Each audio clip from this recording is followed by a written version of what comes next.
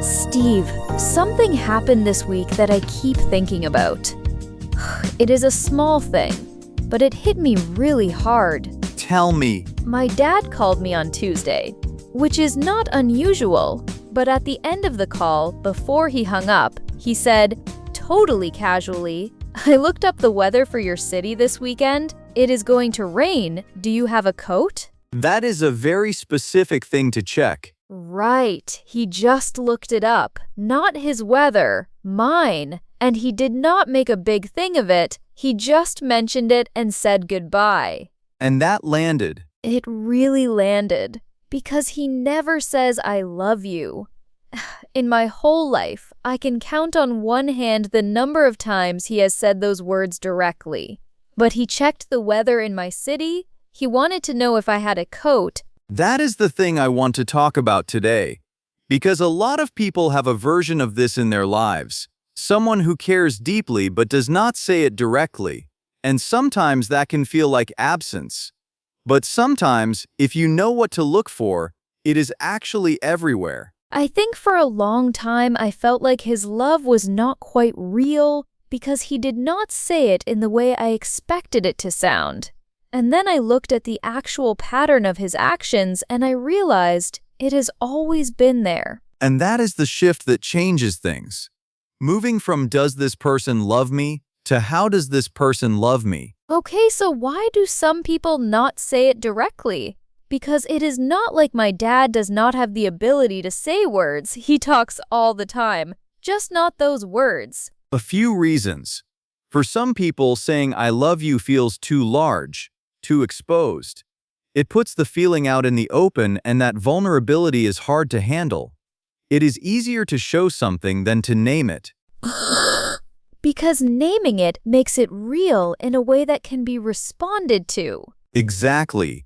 If you say it and someone does not say it back, or says it but does not mean it, that is a specific kind of hurt. Showing is safer. The meaning is there, but it is not as easy to reject. That is actually really sad and also really understandable. It is both. For other people, it is more about how they were raised. They grew up in environments where care was demonstrated through action, through being there, through doing things, and words felt like an extra step that did not add much.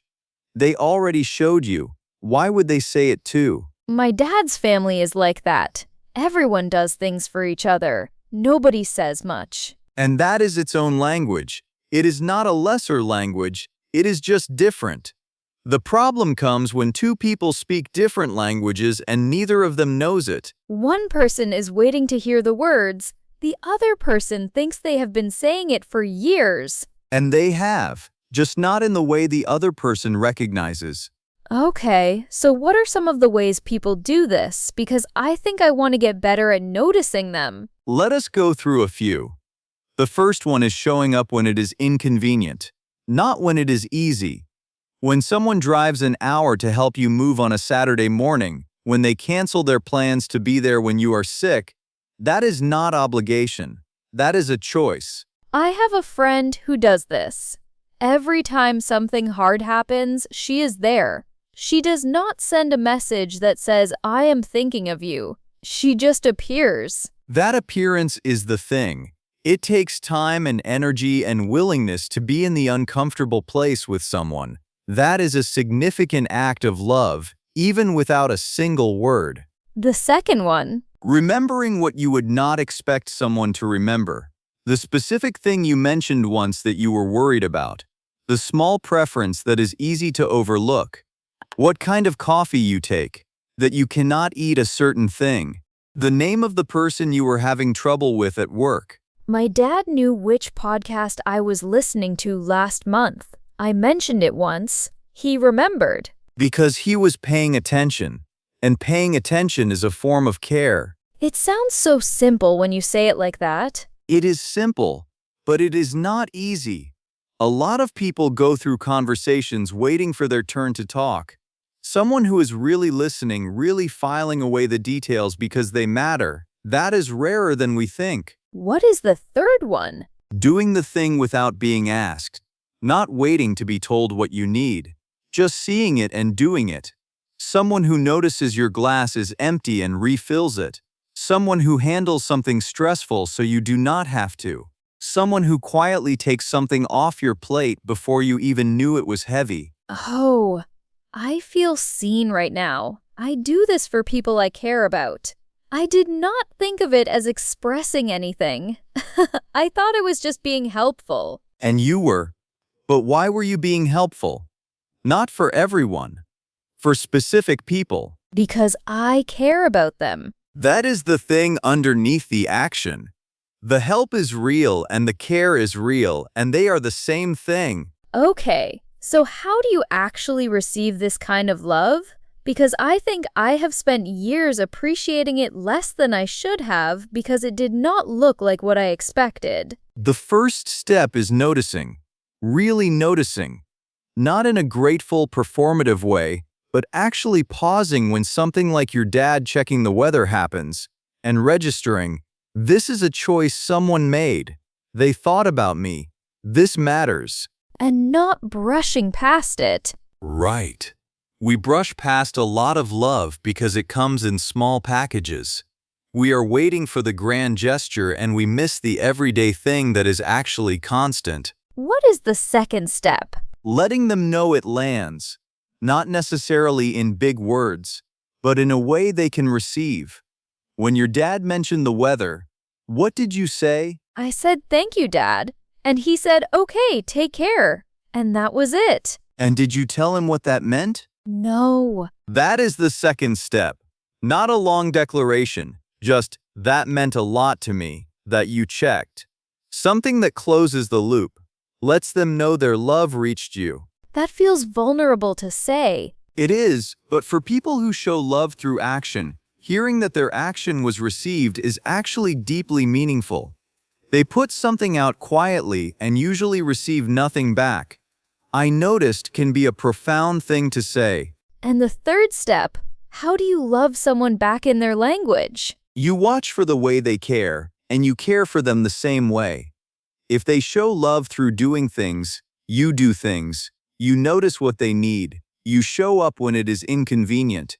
You remember the thing they mentioned once. You speak their language back. It requires paying attention to them rather than just expressing yourself in the way that feels natural to you, which is harder. But it is what it means to love someone specifically, not just generally. Let us do some vocabulary, because I think there is a lot of useful English here. Show up for someone. To show up for someone means to be there when they need you, especially when it is difficult or inconvenient. She really showed up for me when I was going through a hard time. It is one of the highest compliments you can give someone. And show up is different from just be there? Be there is more passive. You are present. Show up implies more intention. It says you could have been elsewhere, but you chose to be here for this person. That choice is the thing. What about go out of your way? Go out of your way means to make extra effort. To do something that requires more than the minimum. She went out of her way to help me. It implies the action costs something. Time, energy, inconvenience.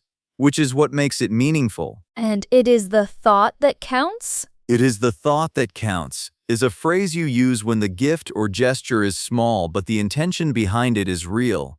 It is a way of saying the value is not in the size of the thing but in the fact that someone cared enough to do it at all. When would I use it? When you want to appreciate something someone did even if it was imperfect. The dinner was not fancy, but it is the thought that counts. She really wanted to do something nice. Or when you give someone a small gift and you want to acknowledge that you know it is not much. It is not a lot, but it is the thought. And express yourself. How do we use that in this context? Express means to communicate something, a feeling, an idea, a need. He has trouble expressing how he feels. She found it easier to express affection through actions than through words. It is a useful word when you are talking about why some people keep things inside. And thoughtful. I want to make sure I use this correctly. Thoughtful means showing care and consideration, especially for other people. A thoughtful person notices what you need. A thoughtful gift is one that shows the giver really paid attention to who you are. That was so thoughtful of you. It is a warm, genuine compliment. Not the same as nice. Not the same as nice. Nice is pleasant. Thoughtful is specific. Thoughtful means someone paid attention to you in particular. Last question. Is it ever a problem if someone shows love through actions but never says it? Like, is the verbal version necessary? I think both matter. Actions can carry a lot, but there is something that the spoken word does that action alone cannot. It closes the interpretation gap, because when someone acts lovingly but never says it, you can still wonder. You can explain away the action. You can think, maybe they are just helpful. Maybe that is just who they are with everyone. The words remove the doubt. They do, and for the person saying it, there is something that happens when you name a feeling out loud. It becomes more real, more owned, not more true, but more acknowledged. So ideally, both. Ideally, both. But when you are with someone who finds words hard, you work with what is there. You learn to read the language they do speak, and sometimes, that language is full of love. My dad checked the weather in my city. That is a lot of love in one weather check. It really is. If someone in your life loves through action more than words, today try to notice one thing they did and let them know it reached you. I noticed. It meant something. And if you are the person who loves through actions, maybe try to say it once in a while too.